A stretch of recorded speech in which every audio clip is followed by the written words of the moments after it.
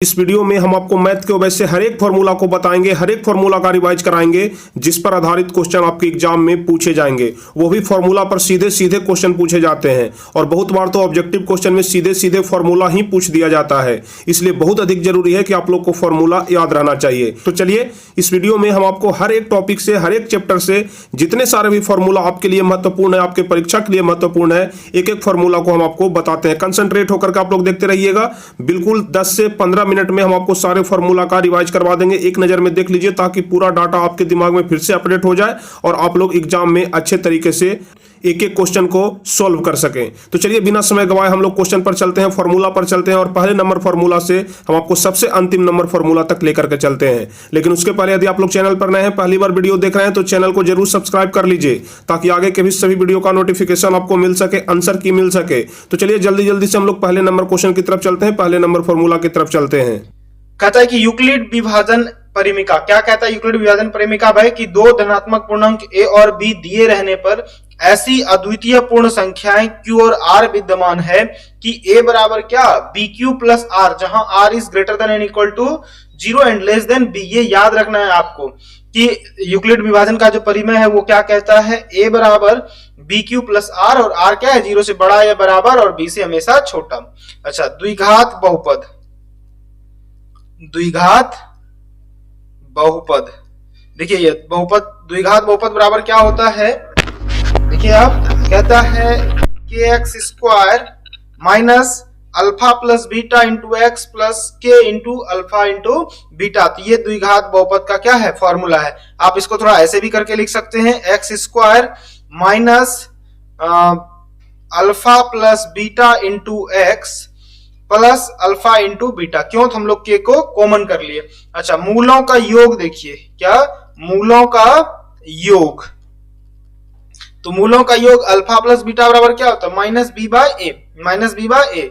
और मूलों का गुणनफल, मूलों का गुणनफल, मूलों का गुणनफल होता है अल्फा इंटू बीटा बराबर सी बाय ए। ये आपको याद रखना है। चलिए बढ़ते हम लोग अगले की तरफ।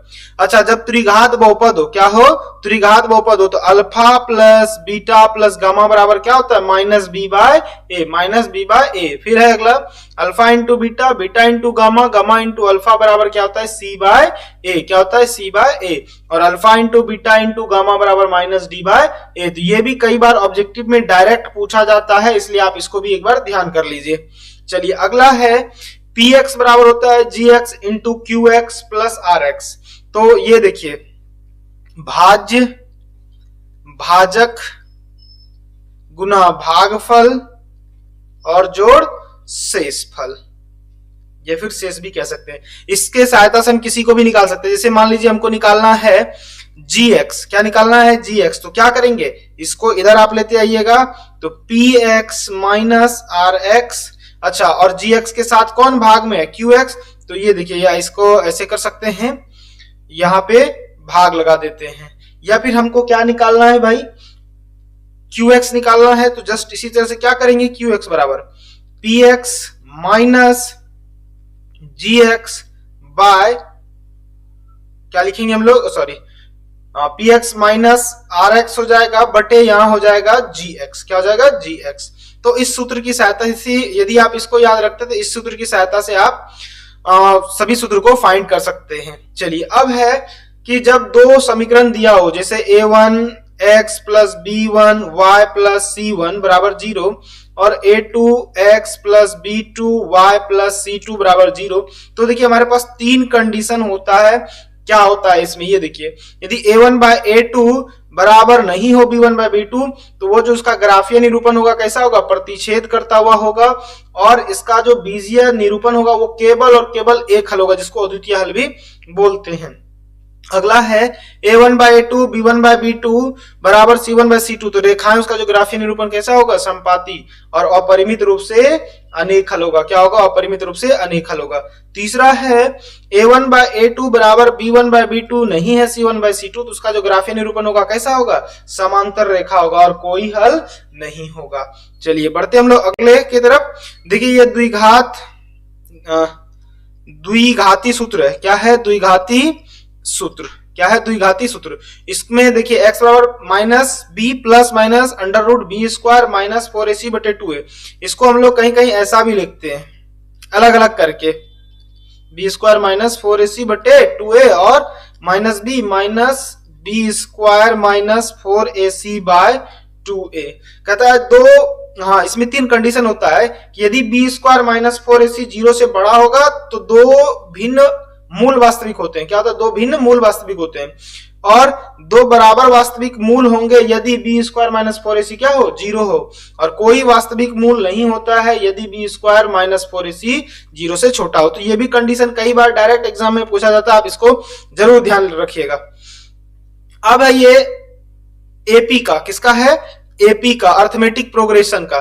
देखिए इसमें क्या है, एन पदों, एनवा पद, क्या है, एनवा पद। तो एन बराबर होता है A plus N minus 1 into D. N बराबर, इसको हम लोग कहीं कहीं टीएन भी लिखते हैं, एन बराबर टीएन बराबर एन कह सकते हैं, A plus N minus 1 into D. अच्छा, किसी एपी के प्रथम n पदों का योग जो है वो कैसे होता है, देखिए पहला है s बराबर n by 2a plus n minus 1 into D, एक सूत्र ये है। दूसरा सूत्र है s बराबर n by 2a plus an। अभी इसको समझा नहीं पाएंगे पूरा एक्सप्लेन करके, केवल आपको याद रखना है। और तीसरा है n by 2a plus l क्या होता है, अंतिम पद होता है। क्या होता है, अंतिम पद। चलिए बढ़ते हम लोग अगले क्वेश्चन की तरफ। अब देखिए ये साइन का विभिन्न मान दिया हुआ है, साइन 0 0, साइन 31/2, साइन 45 1/√2 और साइन 60 √3/2 और साइन 91। फिर cos a है 1, cos √3 का मान √3/2, cos 45 1/√2, cos 60 1/2। अच्छा देखिए यहाँ जो साइन का मान है वही फिर यहाँ से उलट के शुरू हो गया है, इसके जस्ट उल्टा हो गया है। अच्छा ये तो आप लोग जानते होंगे और आपको याद भी होगा। अच्छा देखिए यहाँ साइन 90 माइनस थीटा क्या होता है, cos theta, sine 90 minus theta cos theta, cos 90 minus theta sine theta, tan 90 minus theta cot theta, या फिर a कह सकते हैं, यहाँ चूंकि a है तो a, cot 90 minus a tan a, sec 90 minus a cosec a, cosec 90 minus a sec a। तो ये था। चलिए बढ़ते हम लोग अगले क्वेश्चन की तरफ। अब देखिए हमारे पास 3 ये मेजर फॉर्मूला है, ये 3 मेजर, इसी से हम लोग और फॉर्मूला बनाएंगे। जैसे sign square a plus cos square a बराबर 1, इसको याद रखिए तो आप यहां से निकाल सकते हैं। साइन स्क्वायर a बराबर क्या हो जाएगा, under root 1 minus cos square a। और इसी तरह फिर कॉस स्क्वायर a बराबर क्या हो जाएगा, under root 1 minus sine square a। ठीक, देखिए इसको थोड़ा सा हल करते हैं हम लोग। तो देखिए यहाँ सेक स्क्वायर a बराबर क्या हो जाएगा, 1 प्लस टेन स्क्वायर a, क्या हो जाएगा, टेन स्क्वायर a। सॉरी यहाँ माफ कीजिएगा, थोड़ा सा एक जगह ये हो गया है, ये नहीं होगा, ऐसा होगा, ठीक, हड़बड़ में थोड़ा सा हो जाता। अच्छा सेक स्क्वायर a बराबर क्या हो जाएगा, 1 प्लस टेन स्क्वायर a। अच्छा उसी तरह फिर देखिए एक और फॉर्मूला बनेगा इसी का, क्या, इस 1 को जब इधर लाइएगा तो सेक स्क्वायर a माइनस 1 बराबर क्या, टेन स्क्वायर a।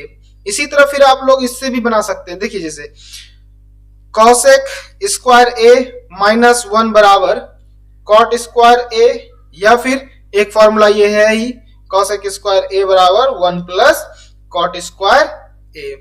चलिए बढ़ते हम लोग अगले क्वेश्चन की तरफ। आप लोग एक चीज और यहां लिख लीजिए, देख लीजिए, साइन थीटा बराबर होता है p by h, cosec theta बराबर होता है h by p, cos theta बराबर होता है b बाय h, और सेक थीटा बराबर होता है h बाय b। अच्छा टेन थीटा बराबर होता है p बाय b, और कॉट थीटा बराबर होता है b बाय p। चलिए बढ़ते हम लोग अगले की तरफ। ये हमारा निर्देशांक ज्यामिति से, किससे है, निर्देशांक ज्यामिति से, किससे है, ज्यामिति से है। चलिए देखिए क्या है, दो बिंदु P और Q, जैसे x1 y1 और Q है x2 y2 के बीच की दूरी क्या हो जाएगी, x2 माइनस x1 का square plus y2 minus y1 का स्क्वायर अंडर रूट। अच्छा बिंदु P xy मूल बिंदु से दूरी क्या है, x square plus y square होती है। अच्छा विभाजन सूत्र क्या है, देखिए यहाँ इसको हम लोग ऐसे लिख सकते हैं, विभाजन सूत्र Pxy बराबर m1 into x2 plus m2 into x1 बटे m1 प्लस m2, और m1 into y2 plus m2 into y1 बटे m1 प्लस m2, ये हो गया। अच्छा अगला क्या है, कहता है यदि जोड़ने वाले मध्य बिंदु का क्या, x1 plus x2 by 2, y1 plus y2 by 2। अच्छा, कहता है बिंदुओं x1 y1 x2 y2 और x3 y3 से बनने वाले त्रिभुज का क्षेत्रफल 1/2 x1 y2 minus y3 plus x2 y3 minus y1 और plus x3 into y1 minus y2। चलिए, अब ये वृत्त से है, किससे है, वृत्त से है। देखिए वृत्त की परिधि क्या होगा, 2 पाई r, वृत्त का क्षेत्रफल पाई r स्क्वायर, त्रिज्या r वाले वृत्त के एक त्रिज्यखंड जिसका कोण थीटा हो, संगत चाप की लंबाई थीटा बटे 360 इंटू 2 पाई r। अच्छा, अगला त्रिज्या r वाले वृत्त के एक त्रिज्यखंड जिसका कोण अंशों में थीटा है, तो क्षेत्रफल कितना हो जाएगा, त्रिज्यखंड का क्षेत्रफल, देखिए त्रिज्यखंड का क्षेत्रफल थीटा बटे 360 पाई r स्क्वायर। अच्छा, अगला है एक वृत्तखंड का क्षेत्रफल, तो संगत त्रिज्यखंड का क्षेत्रफल माइनस त्रिभुज का क्षेत्रफल। चलिए बढ़ते हम लोग अगले क्वेश्चन की तरफ, अगले सूत्र की तरफ। कहते हैं घन का आयतन क्या होता है, भुजा क्यूब, घन का आयतन भुजा क्यूब, घन का विकर्ण √3 गुना भुजा, घन का विकर्ण क्या हो जाएगा, √3 गुना भुजा। अच्छा, घन का पृष्ठीय क्षेत्रफल क्या हो जाएगा, घन का पृष्ठीय क्षेत्रफल हो जाएगा 6 गुना भुजा स्क्वायर। अच्छा, घनाभ का आयतन कितना हो जाएगा, लंबाई गुना चौड़ाई गुना ऊंचाई। अच्छा, घनाभ का विकर्ण क्या हो जाएगा, लंबाई का स्क्वायर चौड़ाई का स्क्वायर ऊंचाई का स्क्वायर अंडर रूट। घनाभ का कुल पृष्ठ क्षेत्रफल 2 into LB BH plus LH, क्या है, HL या फिर LH। चलिए, बेलन के आधार का क्षेत्रफल क्या होता है, पाई r स्क्वायर, और बेलन के आयतन पाई r स्क्वायर h। अच्छा, बेलन का वक्र पृष्ठ क्षेत्रफल 2 पाई r h। अच्छा, बेलन का कुल पृष्ठ क्षेत्रफल 2 पाई r प्लस h। चलिए, अगला है शंकु के आधार का क्षेत्रफल पाई r स्क्वायर, शंकु के वक्र पृष्ठ क्षेत्रफल पाई r l, शंकु का कुल पृष्ठ का क्षेत्रफल जो होता है वो पाई r l प्लस r, शंकु का आयतन 1/3 पाई r स्क्वायर h, गोला का आयतन 4/3 पाई r क्यूब, गोले का पृष्ठीय क्षेत्रफल 4 पाई r स्क्वायर, अर्धगोले का वक्र पृष्ठीय क्षेत्रफल 2 पाई r स्क्वायर, अर्धगोले का आधार का क्षेत्रफल पाई r स्क्वायर। अच्छा, एक सेकंड, अर्धगोले का वक्र पृष्ठीय क्षेत्रफल जो होता है वो 3 पाई r स्क्वायर होता है, इसको यहाँ गलती हो गया, ये 3 पाई r स्क्वायर कीजिएगा। अच्छा, अर्धगोले का कुल, एक सेकंड सॉरी, यहाँ पे थोड़ा सा, एक सेकंड, यहाँ 2 ही रखना है, बस यहाँ एक बार नीचे लिखा गया है। कहता है अर्धगोले का कुल पृष्ठ क्षेत्रफल 3 पाई r स्क्वायर होता है और अर्धगोले का वक्र पृष्ठ क्षेत्रफल 2 पाई r स्क्वायर, और अर्धगोले का आधार का क्षेत्रफल पाई r स्क्वायर। चलिए बढ़ते हम लोग अगले की तरफ।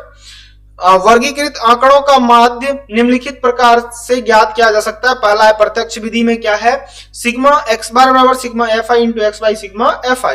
अच्छा, कल्पित माध्य विधि में क्या होता है, x bar equal to a plus sigma fi into di बटे सिग्मा fi।